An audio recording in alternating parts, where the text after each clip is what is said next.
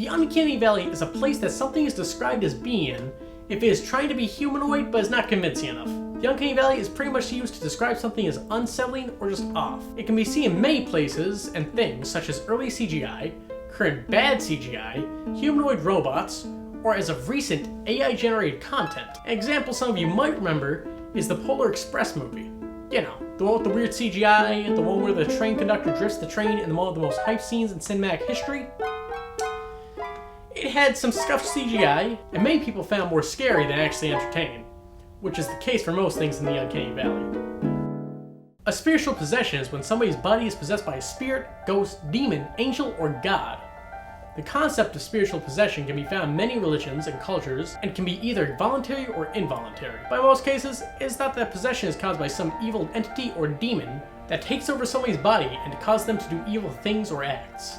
In these cases, exorcism is once again used to dispel the spirit from the body. There have even been some very famous court cases where somebody claimed to be possessed while they did a crime. But this defense never really worked out unless they plead insanity, so the legal system at least does not acknowledge possession.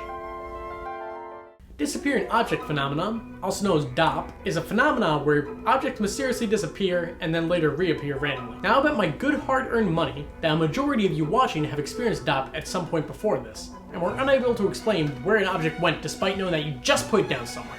Now, DOP most commonly happens with objects like keys, a single sock, and generally small items that people don't really think that much about until they need to. Many explanations have been suggested for why this seems to happen so often. Now, while some people will try to convince you that these people are just stupid and forget where people put their stuff, more rational people will tell you the truth that actually, dimensional shifts are causing objects to literally be erased from the existence for a short while.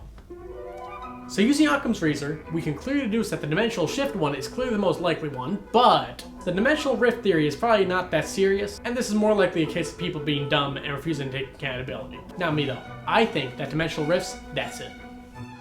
Pareidolia is the tendency for us to interpret otherwise meaningless visual or audio stimuli as other things. An example of this, because that explanation does not really help at all, is seeing faces in things such as outlets or other objects. Another one is seeing objects in clouds. Pareidolia can also be used to form connections between two pieces of otherwise unrelated media. A popular example online is The Dark Side of the Rainbow, where the Pink Floyd album The Dark Side of the Moon is played at the same time as The Wizard of Oz, and they line up scarily well. There are also subsets of pareidolia, such as lunar pareidolia, which is seeing things on the moon, such as a man or a rabbit. And another form of pareidolia that we will see a lot later on the iceberg is auditory pareidolia, which is when the big meatball in your head causes us to hear things in random noise. This happens a lot in TV static and other mechanical noise, but yeah, pareidolia is thought to be the cause for a lot of different things, such as a lot of ghosts and cryptid sightings, because people might see a barn owl and assume, oh yeah, that right there, that's an alien.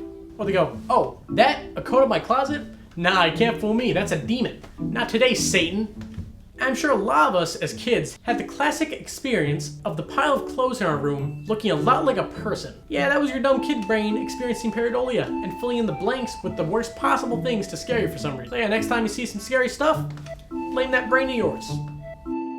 Astral projection is the term for an intentionally induced out-of-body experience. People who astral project claim that you can separate your soul from your physical being, and that you can project your astral body into the astral plane to do cool things.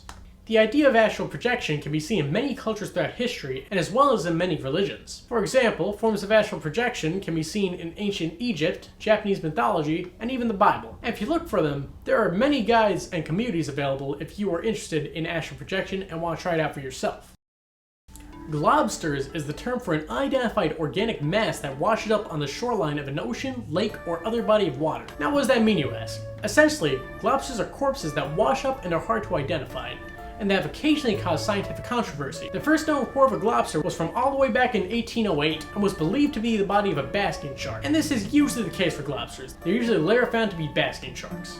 Usually they show up, are in the news for about a week for being a sea monster, but later scientists come forward and say, actually this is the decomposing body of an already known species. But there's still one globster today that remains unidentified almost a century later. It is known as Trunco. It was initially discovered off the coast of Margate, South Africa in 1924, where locals claim they saw the large beast fighting off 2 killer whales for about 3 hours before eventually lifting itself 20 feet onto land and dying. In the initial article on the creature, a local described the beast as looking like a giant polar bear, This is due to the body appearing to have white dense fur covering it. Now, although I said this was the only Globster to not be identified, that is not entirely true. In fact, we probably know what it was. The only reason we can't really confirm this is because the body was only up there for about a week, and apparently no scientists really thought to look into it. And it was thought that no photos were even taken of the thing until 4 photos surfaced in 2010. After these photos were discovered, only then did some scientists look at the body seriously.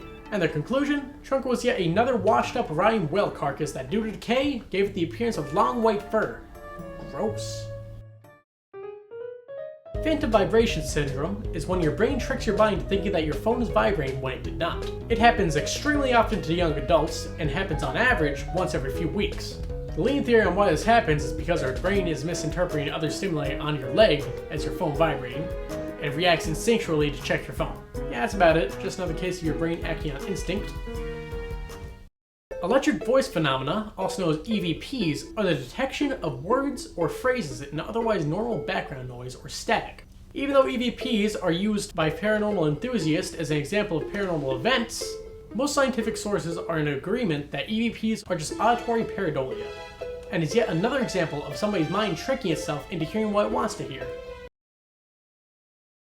Okay, I know exploding head syndrome sounds really bad, but I promise you it's not as bad as you thought it would be.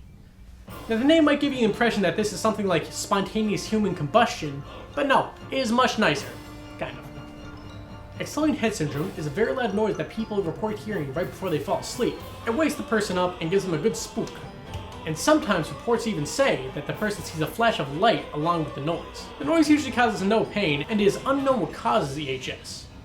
Because of that, there are no other symptoms or long-term effects, and it hasn't really been studied all too much. Reports are relatively uncommon, happening about 10% of people, and thus there is no known treatment besides just reassuring someone that they are not in fact going insane. There are some theories on what causes EHS though. One is that the noise is the fluids in your ears crashing like waves, but another more out there theory is that EHS is you recalling trauma from your past life, and that this is actually a form of PTSD. But yeah, as you can guess, that theory has a little bit less scientific backing to it, and we really don't know what causes EHS. Near-death experiences, or NDEs, are experiences that people get when they are, well, near death. They can vary depending on the person's mental state and religious beliefs, but the majority of NDEs are positive. Some common things people experience during NDEs are out-of-body experiences, total bliss, warmth, visions of heaven, visions of dead relatives, and flashbacks to one's life. Or during some bad NDEs, some people can experience feelings of anguish, distress, devastation, and seeing hellish imagery. As many as 9 million Americans have reported having an NDE, and as for an explanation, nobody really knows. But popular theory is that this is your soul experiencing an out-of-body experience and preemptively leaving your body to go to heaven or hell. Lazarus Syndrome is when someone's heart revives itself on its own. It is extremely rare, and there have only been 38 cases of Lazarus Syndrome since 1982. It's named after Lazarus from the Bible, who Jesus brought back from the dead, and it is unknown what causes Lazarus Syndrome, and only theories have been proposed, but none of them are that widely accepted, so I won't go into too much detail. Terminal lucidity is a medical phenomenon where someone who has severe psychiatric or neurological disorders suddenly regains their lucidity. This is mostly reported to happen before one's death, but it can happen with people with other mental disorders at range. There's not much known for what causes terminal lucidity, but as you can guess, it can't really be studied because of ethical concerns, and just because it happens so randomly to people.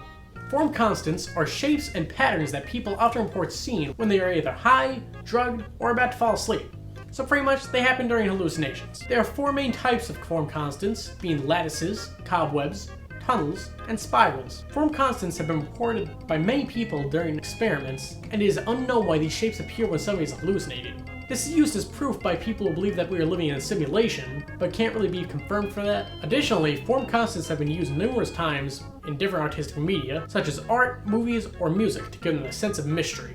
As you can probably guess by the name, premature burials is when somebody is buried when they are not quite dead. This could either be because of an accident, as a form of a stunt, as a form of torture, or during a natural disaster. And I'm sure as all of us can agree, people generally don't like the idea of being buried alive, which is why it's one of the most common and oldest phobias in the world. Auditory hallucinations are hallucinations that one hear. These can be any number of things, but commonly, people report mainly hearing people speak or music in their head. This can be because somebody has a mental condition like schizophrenia, but many people who don't have mental conditions also hear auditory hallucinations. And for an example that we already talked about, look back to exploding head syndrome, which is a more popular one that people know of. And if this all sounds familiar, it is another form of auditory pareidolia. Havana Syndrome is a series of mysterious health incidents that have been reported by US diplomats and military when in Havana and to a lesser extent in Frankfurt, Germany. And for some reason, as far as I can tell, normal US tourists don't really suffer from Havana Syndrome. The symptoms of Havana Syndrome are hearing loud noises such as screeching, chirping, clicking, or piercing noises, blurred vision and sensitivity to light, intense pressure or vibration in the head, ear pain, and cognitive problems such as forgetfulness and poor concentration. Because the weird symptoms and the very weirdly specific group affected by Havana Syndrome is led many to believe that Havana Syndrome is not a simple health issue or illness. There are multiple theories that people have come up with to explain Havana Syndrome, such as the theory that it's caused by an unknown technology that a foreign nation is using to target selected people, and there's also another popular theory that claims that due to something US water is affecting people when they go elsewhere without it. But really there's no evidence for either of these or for what causes Havana Syndrome in general. And even after multiple studies were conducted in 2022, we still don't have any idea what causes it, and there's still people theorizing about it to this day. The Black Knight satellite is an alleged piece of space debris in Earth's orbit that is not confirmed to exist and has a conspiracy theory around it. Many UFO believers say that this piece of space junk is actually an extraterrestrial satellite and that NASA is covering up its existence and origin. There are also some photos from NASA that people claim show the Black Knight satellite, but many people argue that this is just some random pieces of space junk. Hey, thanks for watching the video. That was filmed about 2 months ago. I was lazy and didn't get it out for a while. This is what I look like now, post time skip, and look at this. So thanks for watching. I'll have new videos out, hopefully soon if I'm not lazy. Bye bye.